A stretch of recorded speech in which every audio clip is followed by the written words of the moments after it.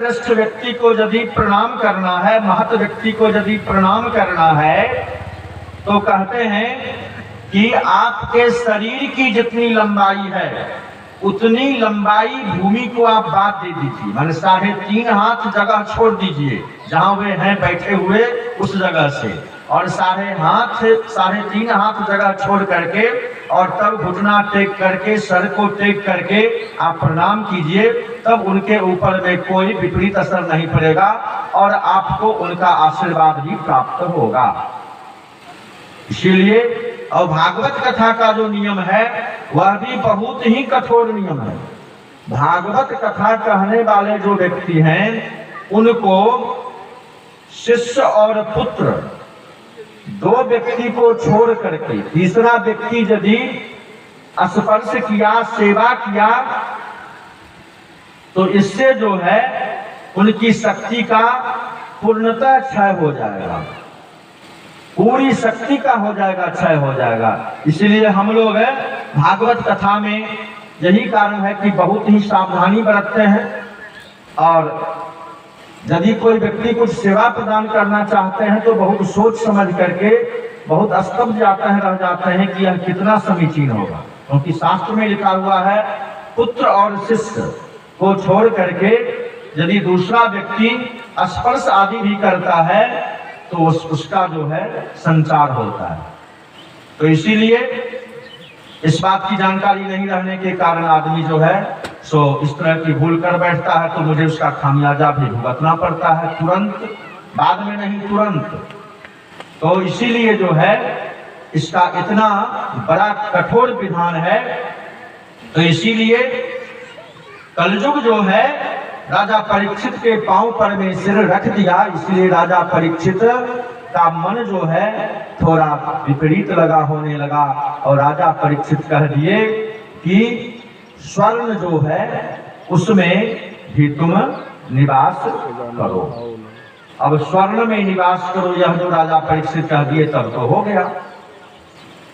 अब स्वर्ण जो है वह तो इतना महत्व रखता है कि उसके बिना जो है, अभी आप जो लक्ष्मी नारायण की आप जो पूजन किए हैं उसमें विधान है कि स्वर्ण का लक्ष्मी नारायण का पूजन होना चाहिए, कांचन पुरुष, क्या है ना विधान।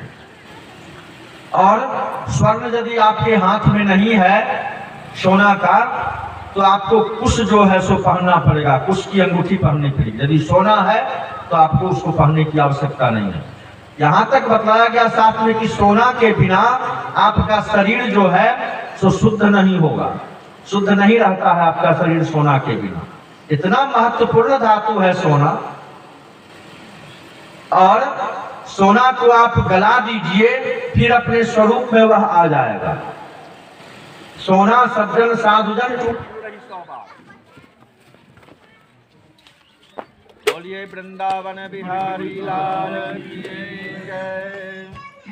तो अंतरराष्ट्रीय मुद्रा कोष है, और कोई भी राष्ट्र जो अपनी करेंसी जारी करता है उसका मानक जो है वह स्वर्ण भंडार ही माना जाता है, स्वर्ण भंडार ही माना जाता है। अब सरकार है उसको जितना मन होगा नोट छाप करके जारी कर देगा बाजार में, या नहीं होगा। स्वर्ण भंडार जितना सुरक्षित रहेगा उसी के अनुपात में उसको करेंसी जारी करना है। इसीलिए स्वर्ण भंडार जो है इतना महत्वपूर्ण है। दीक्षा के समय में हम लोग जो दक्षिणा का वाक्य पढ़ाते हैं उसमें है कांचन या कांचन तुल्य रजत मुद्रा। इसमें आज एक आदमी की दीक्षा हुई है, स्वस्थैनी की दीक्षा, स्वस्थैनी व्रत की दीक्षा हुई है, तो उसमें हम पढ़ाए हैं कांचन या कांचन मूल्य रजत मुद्रा। इसका कांचन मान होता है सोना। आज यदि सोना संभव नहीं है दक्षिणा में देना तो उतना चांदी का मुद्रा दीजिए जिससे कि सोना लब्ध हो सके, मान सोना प्राप्त हो सके। यही कारण है कि ठाकुर जी के समय में जो दीक्षा होती थी उसमें एक चांदी का सिक्का जो है तो वह ऋत्विक की दक्षिणा में दिया जाता था और 2 चांदी का सिक्का ठाकुर जी के प्रणामी में दिया जाता था, चांदी का सिक्का। तो बाद में चांदी के सिक्का का प्रचलन समाप्त हो गया, करेंसी आ गया। तो करेंसी आ गया तो अभी एक चांदी का सिक्का जो है आप बाजार में जाइएगा खरीदने के लिए तो कितना में मिलेगा? कितना मिलेगा? 500 मिलेगा। आप खरीदे हैं? हाँ, हमारे मुख्य जजमान खरीदे हैं यहाँ कुबेर के पूजन के लिए, तो 500 रुपया में एक चांदी का सिक्का इनको मिला है। हमको एक आदमी दिया है 1914 ईस्वी के चांदी का सिक्का, बाजार में उसका मूल्य जो है 1200 रुपया। विक्टोरिया रानी का उस पर में स्टैचू है और उसमें लिखा हुआ है कि जहां तक ब्रिटिश एम्पायर है तहां तक यह मान्य होगा, उसमें लिखा हुआ है। तो हमको भागवत कथा में ही एक आदमी उसके घर में था, तो हमसे आकर के पूछा जो खरीदेंगे काहे, घर में है नहीं तो काहे नहीं देंगे, दे सकते हैं। वही हमको दिया है तो हम उसको रखे हुए हैं, हमारे पास में वह है। 1914 का है, 100 वर्ष से तो ज्यादा का गया हो गया।